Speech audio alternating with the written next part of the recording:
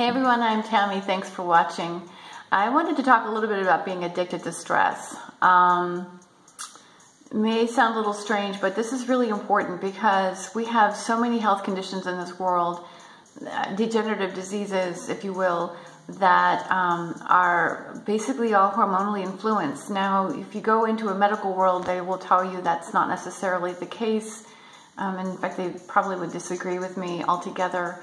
At the same time, having done as much study in the area of addiction and understanding the chemistry beyond what we are currently talking about, and working with so many people with regards to autoimmune challenges and the human genome, I've come to discover that while estrogen actually influences the release of dopamine, which then signals the release of acetylcholine, which is the autonomic nervous system, which sets off the stress response, and or vice versa. There's in that cycle, that's the hypothalamus pituitary adrenal axis. But the heavy hitter here that I wanted to get, well, there's two. Estrogen number one and cortisol number two. Before going any further, I want to say that cortisol has actually been known, has been found to alter the brain structure, this very same brain structure that is related to addiction, that qualifies addiction as a disease. So in theory, if you feel like somebody is addicted to stress, or you in fact yourself are addicted to stress, you're not far off the mark. What's even more interesting to me is that, like I said to begin with, estrogen is what is the catalyst hormone, if you will, that signals this entire reaction. And obviously it's a little bit more complex than just that, but this is the kind of like the foundation for how it goes. And the reason I'm coming to you today and the concerns that I have are along the lines of our environmental estrogens. Now, we've heard of phytoestrogen, and we may or may not have heard of xenoestrogens, but the truth is that environmental estrogens have a major influence on our system, and the reason I'm concerned about this is that there's an overabundance. There's too many of them. We have just in the essential oil arena alone. You know, there's a high use of lavender. There's a high use of tea tree. Just those two. And both of those are known to increase, they act like, they influence the release of estrogen. I should say they're, estrogen, anyway, you know what I'm getting at. I'm going to stumble over my words. So at any rate, this does happen. This increases estrogen levels in the system. It increases estrogen activity. That's what I was looking for. It increases estrogen activity, and estrogen activity does exactly what I mentioned. It also influences the activation of an immune response. It's involved in the activation of the immune response. So herein lies a very good reason for such an increase in autoimmune disorders. Now, the interesting thing is, years ago, autoimmune disorders were predominantly found in women, but there's an increase in men these days. And so estrogen actually does, it functions in both men and women. In fact, helping in the area of fertility.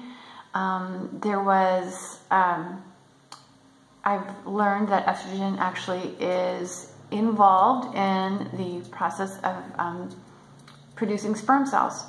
So as is testosterone, they both have a role in that process. So it's interesting to me to see how big of a, this is like the goddess hormone. And again, with the environmental influences, the environmental estrogens that we have, the increase, all the nutritional advice that we're getting is great. However, we really need to be paying attention to what our body is, what is it doing? This comes down to why personalizing your diet is essential, and not following a diet out of a book or off of a website, but actually personalizing it. This last year alone, I have encountered more people who are looking to eliminate foods that are high in estrogen or eliminate foods that are high in oxalates. And it's disturbing because we just can't go off of a list of foods, because not all those foods are going to have the same effect on everyone in the same way. I think an important component to be looking at with regards to our foods and the products that we consume, not just our foods.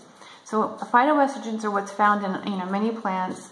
You can look up a list of plants that contain phytoestrogens, but the xenoestrogens are the other environmental estrogens, aside from the essential oils, and these are chemicals that act like estrogen in the body. They increase, and so it's not like you're going to go get a blood test and find them in there. They just, somehow or another, they're evasive. I've learned of this through a number of neuroendocrinologists. So at any rate, I don't know that, honestly, that low histamine diet or low oxalate diets are the answer. In fact, once estrogen levels go up, as I just mentioned a little while ago, and it's influencing immune reaction, guess what's happening? It's releasing histamine. So just reducing your histamine foods isn't going to cut it, because histamine is used for a number of reasons. I've talked about this before. We have to be able to deactivate it and metabolize it. So therefore, if you want to get to the root of the issue, what you want to be doing is reducing the number of body care products. Looking at your food products, how many of them have soy in them? How many of them have flax in them? And your body care products, are they contained in plastics? These things get absorbed through the skin. Really going more of a DI, if you really are looking for moisturizers, get a nice, put coconut oil on you. I mean, you're probably going to say, well, that doesn't, that gets things kind of oily. I mean, there's ways to go about doing this that would nourish your skin. I would say improve your digestive system so that the body can keep your skin moist. The more we actually try to keep it moist, the less the body will actually produce the oil needed to keep the skin soft. So there's a lot of factors that go into this, but I want to say, and I can go into a lot of detail, and you're always welcome to contact me. Put my contact information down below.